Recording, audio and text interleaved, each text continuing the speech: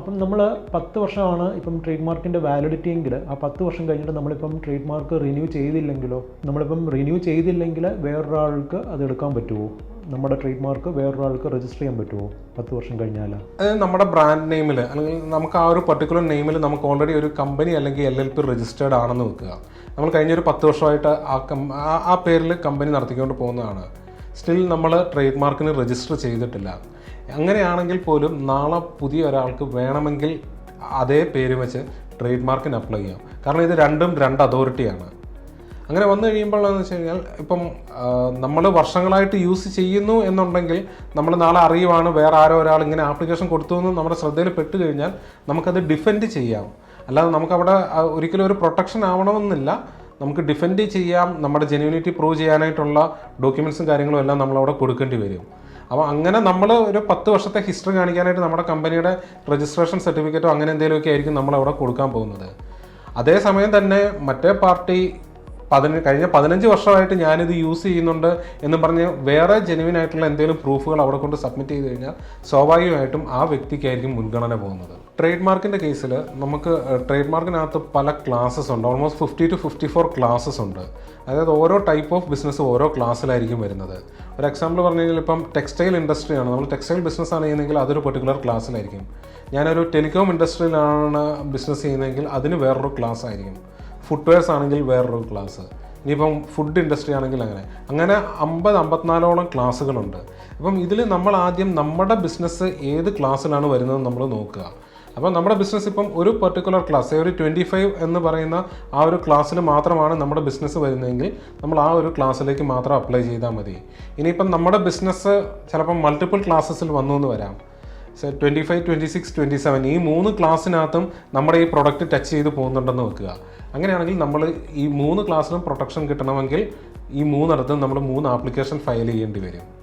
ഒരു ക്ലാസ്സിൽ നമുക്ക് അപ്രൂവൽ കിട്ടി അല്ലെങ്കിൽ നമ്മൾ അതിൻ്റെ രജിസ്റ്റേർഡ് ഓണർ ആയി എന്നുള്ളൊരു കാരണം കൊണ്ട് നമുക്ക് ബാക്കിയുള്ള ക്ലാസ്സുകളിൽ പ്രൊട്ടക്ഷൻ കിട്ടണമെന്നില്ല. ട്രേഡ് മാർക്ക് നമുക്ക് മൾട്ടിപ്പിൾ ക്ലാസ്സസിൽ ചിലപ്പം അപ്ലൈ ചെയ്യേണ്ടതായിട്ടുള്ള സാഹചര്യങ്ങൾ വരും. ഒരു എക്സാമ്പിൾ പറയുകയാണെങ്കിൽ നമ്മളിപ്പം ഒരു ഹോട്ടൽ ഇൻഡസ്ട്രി അല്ലെങ്കിൽ നമ്മളൊരു റിസോർട്ട് നടത്തുകയാണെന്ന് വെക്കുക. ആ റിസോർട്ടിൽ നമ്മൾ അവിടെ അക്കോമഡേഷൻ സർവീസ് പ്രൊവൈഡ് ചെയ്യുന്നുണ്ട്. അതിനോട് ചേർന്ന് അവിടെ ഒരു റെസ്റ്റോറൻറ്റ് കാണും. നമ്മൾ ടൂർ പാക്കേജസ് അവിടെ ചെയ്യുന്നുണ്ടാകും. അങ്ങനെ മൾട്ടിപ്പിൾ ആക്ടിവിറ്റീസ് ചെയ്യുന്നുണ്ടാകും. അപ്പം ഇതെല്ലാം നമ്മൾ ട്രേഡ് മാർക്കിലേക്ക് വരുമ്പോൾ മൾട്ടിപ്പിൾ ക്ലാസ്സസിലായിരിക്കും വരുന്നത്. അതായത് ടൂർ ഓപ്പറേറ്റിംഗ് ബിസിനസ് ഒരു ക്ലാസ്സിലായിരിക്കും, നമ്മുടെ അക്കോമഡേഷൻ സർവീസ് വേറൊരു ക്ലാസ്സിലായിരിക്കും, റെസ്റ്റോറൻറ്റ് വേറൊരു ക്ലാസ്സിലായിരിക്കും വരുന്നത്. അപ്പോൾ ഇങ്ങനെ വന്നു കഴിയുമ്പോൾ നമ്മൾ ഏതെങ്കിലും ഇപ്പോൾ റെസ്റ്റോറൻറ്റിൻ്റെ ക്ലാസ്സസ് ഫോർ എക്സാമ്പിൾ 50 ആണ് വരുന്നതെന്ന് വെക്കുക. അങ്ങനെ നമ്മൾ ആ റെസ്റ്റോറൻറ്റിൻ്റെ ക്ലാസ്സിൽ മാത്രം നമ്മൾ അപ്ലൈ ചെയ്ത് കഴിഞ്ഞാൽ ബാക്കി 2 നമുക്ക് അതിൻ്റെ ലീഗൽ പ്രൊട്ടക്ഷൻ കിട്ടണമെന്നില്ല. ഈ 3 നമ്മൾ ഒരേ ബ്രാൻഡ് നെയിമാണ് യൂസ് ചെയ്യുന്നത്, നമുക്കതെല്ലായിടത്തും പ്രൊട്ടക്ഷൻ വേണമെന്നുണ്ടെങ്കിൽ ഈ 3 നമ്മൾ അപ്ലൈ ചെയ്യേണ്ടി വരും. അതിന് സെപ്പറേറ്റ് ആപ്ലിക്കേഷനായിട്ട് തന്നെ നമ്മളത് ഫയൽ ചെയ്യേണ്ടി വരും. ഇതിൻ്റെ ഒരു കോസ്റ്റ് വരുന്നതെന്ന് വെച്ച് കഴിഞ്ഞാൽ അപ്രോക്സിമേറ്റ്ലി ഒരു 8,000 to 10,000 റേഞ്ചിലാണ് ഇതിൻ്റെ പെർ ക്ലാസ് രജിസ്ട്രേഷൻ കോസ്റ്റ് വരുന്നത്. ഇതിൻ്റെ ഒരു ഡ്യൂറേഷൻ പറയുവാണെങ്കിൽ അല്ലെങ്കിൽ എത്ര ടൈം കൊണ്ട് നമുക്ക് കിട്ടുമെന്ന് ചോദിച്ചു കഴിഞ്ഞാൽ ഇപ്പോഴത്തെ ഒരു ലേറ്റസ്റ്റ് ട്രെൻഡ് വെച്ച് നമുക്ക് ട്രേഡ് മാർക്കിന് അപ്ലൈ ചെയ്ത് അത് അക്സെപ്റ്റ് ചെയ്യാനായിട്ടൊരു 1-2 ദിവസം മതിയാവും. അങ്ങനെ അക്സെപ്റ്റഡ് ആയി കഴിഞ്ഞാൽ നമുക്ക് TM എന്നുള്ള ലെറ്റർ യൂസ് ചെയ്യാം. ഇത് രജിസ്റ്റേർഡ് ആവണമെന്നുണ്ടെങ്കിൽ അതിൽ ബാക്ക് എൻഡിൽ കുറേ പ്രോസസ്സുണ്ട്, കുറേ വെരിഫിക്കേഷൻ പ്രോസസ്സും അങ്ങനെ കുറേ ചെക്കിംഗ് ഒക്കെ ഉണ്ട്. ഇതെല്ലാം കഴിഞ്ഞ് നമുക്ക് കിട്ടണമെന്നുണ്ടെങ്കിൽ മിനിമം ഒരു 6 months to 18 months അത്രയും വരെ അത് പോകാം. അത് നേരത്തേക്ക് നമുക്കൊരു 6 to 8 monthsലേക്കും കിട്ടുന്നുണ്ടായിരുന്നു.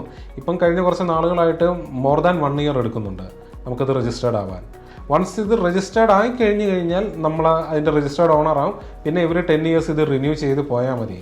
ഇൻ കേസ് ഇതിനിടയ്ക്ക് എപ്പോഴേലും നമ്മുടെ ആപ്ലിക്കേഷൻ റിജക്റ്റ് ആകുമോ അല്ലെങ്കിൽ അവർ ക്ലാരിഫിക്കേഷൻ നമ്മുടെ അടുത്ത് ആവശ്യപ്പെടുവാണെങ്കിൽ നമ്മുടെ ജെന്യൂനിറ്റി പ്രൂവ് ചെയ്യാനായിട്ടോ അല്ലെങ്കിൽ നമ്മുടെ യുണീക്നെസ് പ്രൂവ് ചെയ്യാനായിട്ട് നമ്മളത് ഡോക്യുമെൻറ്റ്സും കാര്യങ്ങളും എല്ലാം കൊടുത്ത് നമ്മളത് ഫൈറ്റ് ചെയ്യേണ്ടി വരും. ഒരു രജിസ്റ്റേർഡ് ട്രേഡ് മാർക്കിൻ്റെ വാലിഡിറ്റി എന്ന് പറയുന്നത് 10 വർഷമാണ്. അപ്പോൾ ഈ 10 വർഷം കഴിയുമ്പം നമുക്ക് അതിനൊരു ഗ്രേസ് പീരീഡ് ഉണ്ട്. ആ ടൈമിനകം തന്നെ നമ്മളത് റിന്യൂ ചെയ്യണം. ഇൻ കേസ് നമ്മളത് റിന്യൂ ചെയ്യാൻ വിട്ടുപോയി എന്നുണ്ടെങ്കിൽ വേറൊരാൾക്ക് വേണമെങ്കിൽ ഇതേ മാർക്ക് യൂസ് ചെയ്യുന്നതിന് ഒബ്ജക്ഷൻ ഒന്നുമില്ല. അങ്ങനെ പിന്നെ നമുക്കത് ചെയ്യാൻ പറ്റുന്ന വെച്ചാൽ അങ്ങനെ വേറൊരാൾ യൂസ് ചെയ്യുന്നു എന്ന് നമ്മുടെ ശ്രദ്ധയിൽ പെട്ട് കഴിഞ്ഞാൽ പിന്നെ നമുക്ക് ഈ ഓൾറെഡി നേരത്തെ രജിസ്റ്റേർഡ് ആയിട്ടുള്ള സർട്ടിഫിക്കറ്റ് വെച്ച് അത് ഡിഫെൻഡ് ചെയ്ത് ഫൈറ്റ് ചെയ്ത് നമ്മൾ കോർട്ടിൽ പോയി അത് നമ്മൾ ക്ലെയിം ചെയ്യാന്നുള്ളതേ അതിനകത്തൊരു ഓപ്ഷനുള്ളൂ.